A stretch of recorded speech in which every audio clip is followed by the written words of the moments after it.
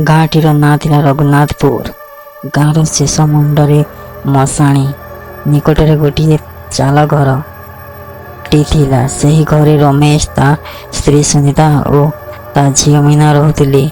ରମେଶ ତା ଝିଅକୁ ଉଚ୍ଚଶିକ୍ଷିତ କରିବାକୁ ଚାହୁଁଥିଲା।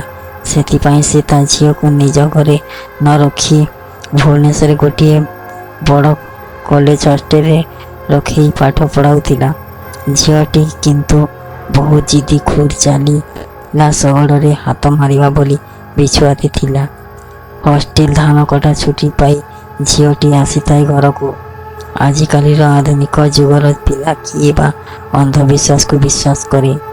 ଘରେ ମୀନା ରାତିରେ ବି ତା ସାଙ୍ଗମାନଙ୍କ ସହ ବୁଲିବାକୁ ପଳାଏ।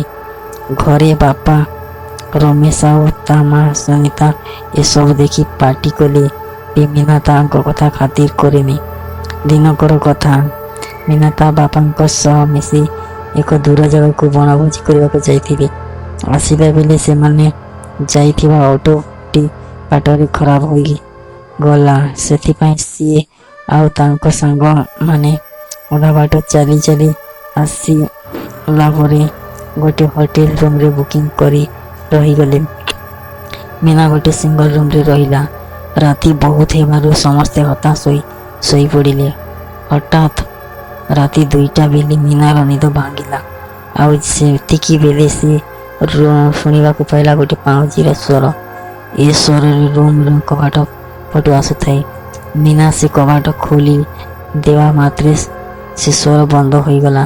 ଆଉ ସେ କବାଟ ପାଖରେ ପଡ଼ିଥିଲା ଏକ ସୁନ୍ଦର ରୂପା ପାଉଁଜି। ମୀନାକୁ ସେ ପାଉଁଜି ବହୁତ ଆକର୍ଷଣ କଲା। ସେ ଆଉ ଲୋଭ ସମ୍ଭାଳି ନ ପାରି ସେ ପାଉଁଜିକୁ ତା ମୁଣିରେ ରଖିଦେଇ ଖୁବ୍ ଖୁସି ମନରେ ଶୋଇପଡ଼ିଲା। ହେଲେ ସେ କ'ଣ ଜାଣିଥିଲା ଏ ପାଉଁଜି ତା କାଲ ପାଲଟିଯିବ। ସକାଳୁ ସକାଳୁ ଉଠି ସମସ୍ତେ ହୋଟେଲରୁ ବାହାରି ବସ୍ରେ ନିଜ ନିଜ ଘରକୁ ପଳାଇ ଆସିଲେ।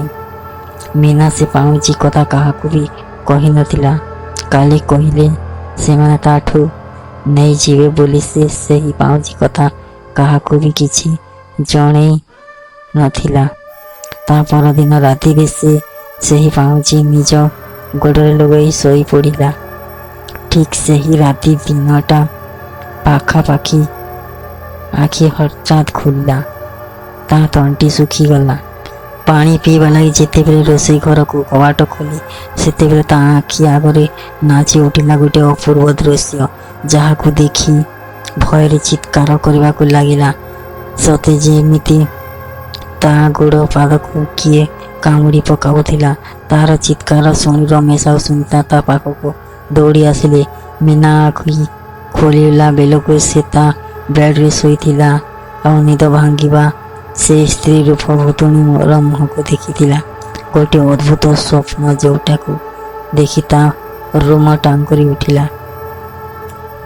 ଭୟରେ ସେ ତା ବାପା ରମେଶ ଆଉ ସୁନିତାକୁ ସବୁ କଥା କହିଦେଲା। ଏହା ଶୁଣିବା ପରେ ସେ ଦୁହେଁ ମଧ୍ୟ ଡରିଗଲେ ଏବଂ ଝିଅ ମୀନାକୁ ତାଙ୍କୁ ପାଖକୁ ନେଇ ଶୋଇପଡ଼ିଲେ। ସକାଳ ପାହିଲା ମାତ୍ରେ ରମେଶ ତା ଝିଅ ମୀନାକୁ ନେଇ ସେ ହୋଟେଲ ପାଖକୁ ଗଲେ ଏବଂ ସେ ହୋଟେଲ ମ୍ୟାନେଜରକୁ ସେ ରୁମ୍ ବିଷୟରେ ପଚାରିବାରେ ଜାଣିପାରିଲେ ଯେ ସେ ରୁମ୍ରେ କିଛି ଦିନ ତଳେ ଗୋଟିଏ ଅବିବାହିତ ଝିଅଟି ଆତ୍ମହତ୍ୟା କରିଦେଇଥିଲା। ଏବେ ବି ତାର ଅତୃପ୍ତ ଆତ୍ମା ସେ ରୁମ୍ ଭିତରେ ଘୂରି ବୁଲୁଛି। ଏହା ଶୁଣି ମୀନା ଚକିତ ହୋଇଗଲା।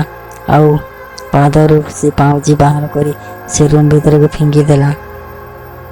ଆ ପରଠୁ ମୀନା ଆଉ କେବେ ବି ରାତିରେ ସାଙ୍ଗମାନଙ୍କ ସହ ବୁଲିବାକୁ ଯାଏନି। ଏମିତି କିଛି ଦିନ ଗାଁରେ ଛୁଟି କାଟି ସାରିଲା ପରେ ସେ ପୁଣି ହଷ୍ଟେଲକୁ ପଳାଇଲା। ବାପା ମା ମନା କରିବା ପରେ ମଧ୍ୟ ଯେଉଁ ଅବମାନତା କରୁଥିଲା ତାହାର ଭୁଲକୁ ବୁଝିପାରିଲା।